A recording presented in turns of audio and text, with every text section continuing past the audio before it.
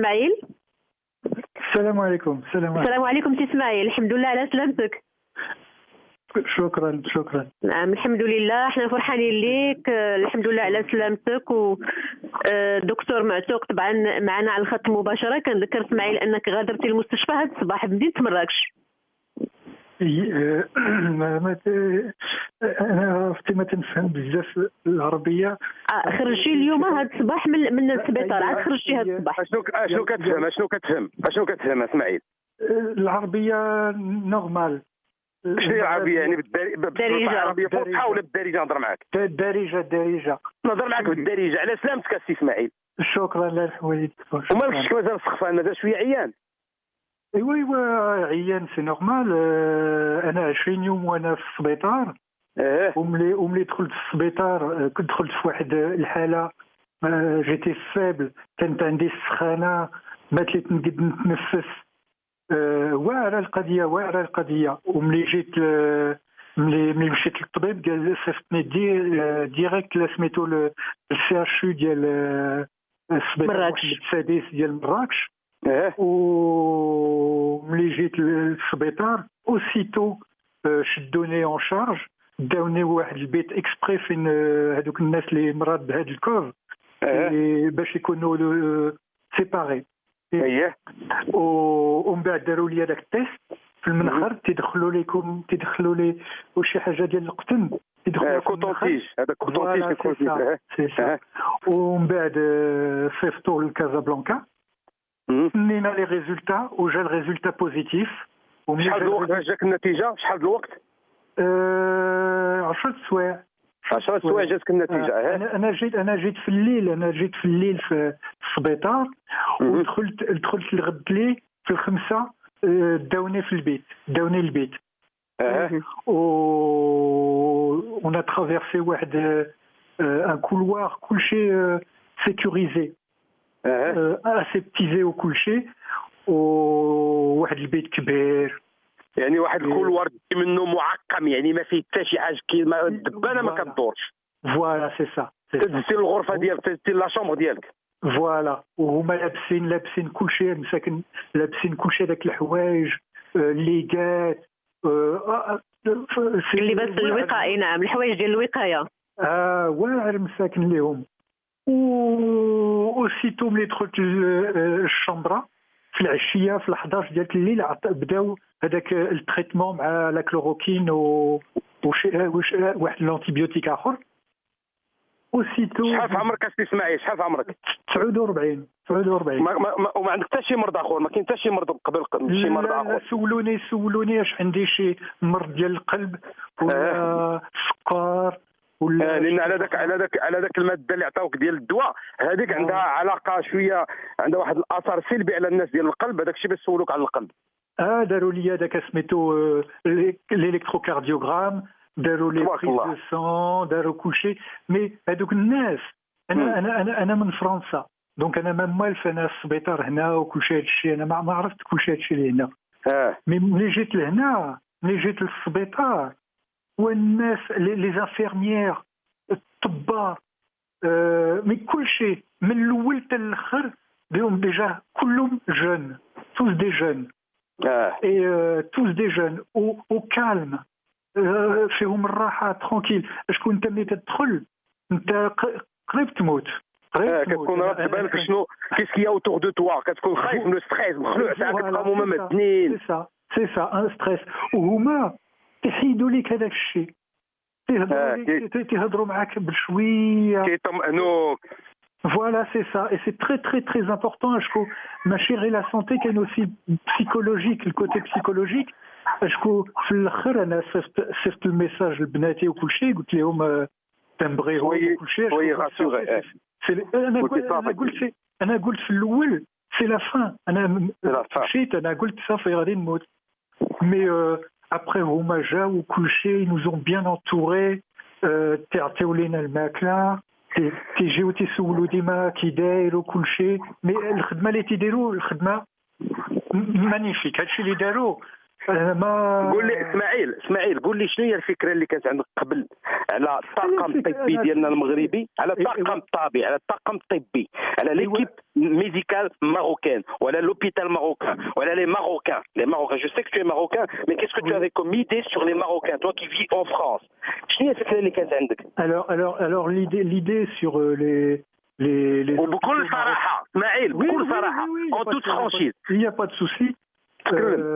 Les hôpitaux marocains, tout ça, moi ce que j'entendais, ben voilà quoi, c'était il fallait pas tomber malade ici quoi.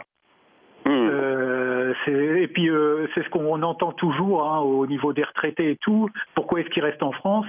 Parce qu'il y a les hôpitaux. صافي دونك الفكره اللي كانت عندك اسماعيل ما يمرضش الواحد في المغرب. فوالا سي سا. اليوم اللي مرضتي ودزتي من مرضى خايبه اللي الناس فيها كيموتوا بزاف وتيتكرفسوا، شوف كيفاش كتوصل لنا المستشفى اللي مشيتي اللي هو مستشفى محمد السادس في مدينه مراكش. الناس مهدئين، الناس مطمئنين وكلهم شباب ولابسين لباسهم وداك الشيء معقم ونظيف واستقبلوك مزيان. عباد الله اليوم اللي كتسمعوا راه ما عندناش التلفازه ولا الراديو كنزوقوا، راه حنا كنهضروا بالمعقول والسيد داز واحد التجربه وسمعوش كيف الشهاده ديالو. نعم دكتور اذا سمحتي دكتور الله يخليك لان قربنا الفاصل بغينا السي اسماعيل وحاول معنا، عرفنا ان العربيه ديالك ضعيفه لكن بغيناك تتكلم معنا الدارجه باش الناس كاملين اللي كيسمعونا حتى هما ياخذوا الامل ويعرفوا ان كان تجربه صعيبه ماشي سهله عليك اسماعيل، ولكن الحمد لله قدرتي تخطاها واليوم انت مازال في الحجر الصحي اسماعيل. ما فهمتش بزاف. Tu es encore confiné. Tu es encore confiné. Oui, tu es encore à la quarantaine. Tu es mise à la quarantaine. باقي 14 يوم هنا في لوتيل اللي باش غادي نقدر نخرج. يعني جالس في لوتيل tu es prise en charge. تيفطروك ويغسلوك ويعشيوك. Voilà c'est ça, c'est une prise en charge complète. دونك راه ما تعاود تسمعي ان شاء الله ملي تمشي لفرنسا. ايوا شتي تنقول ياك. لا ان شاء الله غادي يدوز هذا الشيء بخير وعلى خير وغنتعداوها باذن الله، ولكن بغيتك توصل هذه الرساله للناس باش يعرفوا المغاربه الحرين كيفاش دايرين في وقت ديال الازمه كيفاش يكونوا، لانه عجبني كيفاش وصفتي الفريق الشباب اللي استقبلوك كيفاش كيبعثوا لك الطمانينه وكيفاش كيهدئوك انت داخل مخلوع وتقول صافي غنموت وهما كيبعثوا لك الطمانينه والامل والسلام. البروفيسيوناليزم من كل شيء الناس كل شيء. عندك لي فام دو ميناج باسكو لي فام دو ميناج خاص يدخلوا في البيوت باش يغسلوا كل شيء وتا هما ظريفين كلهم ظريفين. هذوك لي كويزينيي اللي يجيبوا لنا الماكله وكل شيء تضحكوا شي شويه ينوز انكوراج كيخفوا عليك. نعم كل يحاولوا يخفوا عليك. دابا انت اسماعيل راك في الغرفه ديالك في الفندق ياك tu es à l'hôtel ياك. وي شويه لوتيل دروكا في لوتيل وكاينين معاك ناس اخرين اللي مرض كاينين معاك تما ناس اخرين مرض. كاين هذاك اللي خرج معايا قبيله حتى هو في البيت حتايا حتى هو كاين في واحد البيت. ولكن كيف تحس براسك اسماعيل دابا؟ يعني الحمد لله مزيان كتنفس مرتاح. وي لا باس انا قول 20 يوم 20 يوم في السبيطار. مي ديجا انا كنت مريض 4 ايام قبل ما ندخل للسبيطار. 4 ايام وانت كتكرفص. دونك غادي نقولوا هذيك 14 يوم 15 يوم وما تاكل اشكو هذاك المرض ما تخليك ياكل. تحيد لك الشهيه. دونك تتولي فيبل ما تليتي تاكل تتولي فيبل السخانه وما شنو هي اول الاعراض؟ شنو هما لي بروميي سيمبتوم اسماعيل اللي بانوا عليك باش بديتي تشك راسك؟ اول ما بان عليك شنو هو؟ البروميي سيمبتوم هي السخانه. شحال كنتي كتوصل؟ 38 39 40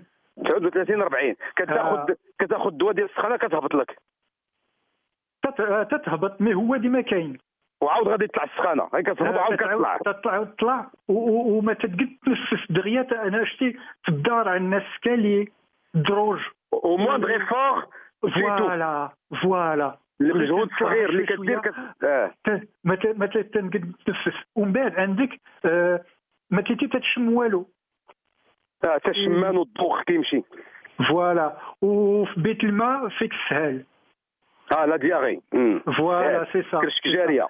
مي انا في الاول ملي جيت من فرنسا وكل شيء انا هذا المرض بحالي لا ما كاين.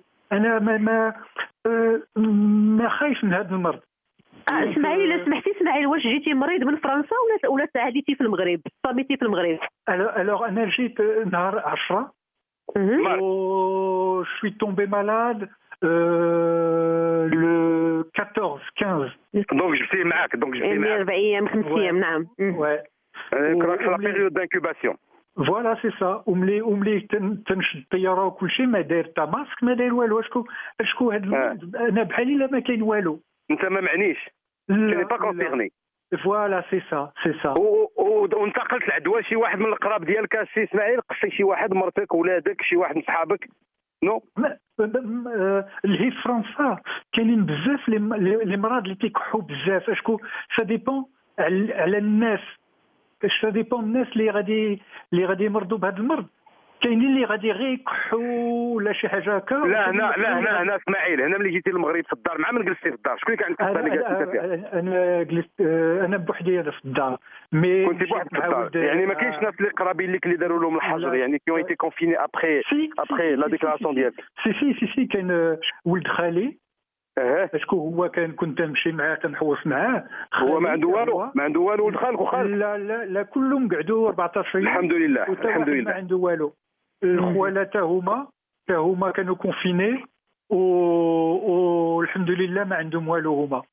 اسماعيل حنا فرحانين لك بزاف اللي درتي لاباس. شكرا. واللي وقفتي على رجليك وترجع لعند بناتك ان شاء الله لفرنسا باذن الله في صحه وعافيه باذن الله. شكرا. وبغيت الحمد لله على سمعت. نعم. يمكن لك تقول اسماعيل شنو يمكن لك تقول للمغاربه اسماعيل؟ شنو تقول للمغاربه؟ بغيت نقول للناس كلشي المغاربه خاص يحترموا هذاك الكونفينمون. الحجر وي ولا خاص يقعدوا في الدار. وإلا بغاو يمشيو يتقداو، إلا بغاو يمشيو للطبيب، ولا إلا بغاو يمشيو شي بلاصه خاص يشريو شي حاجه، خاص يخرجوا بالماسك.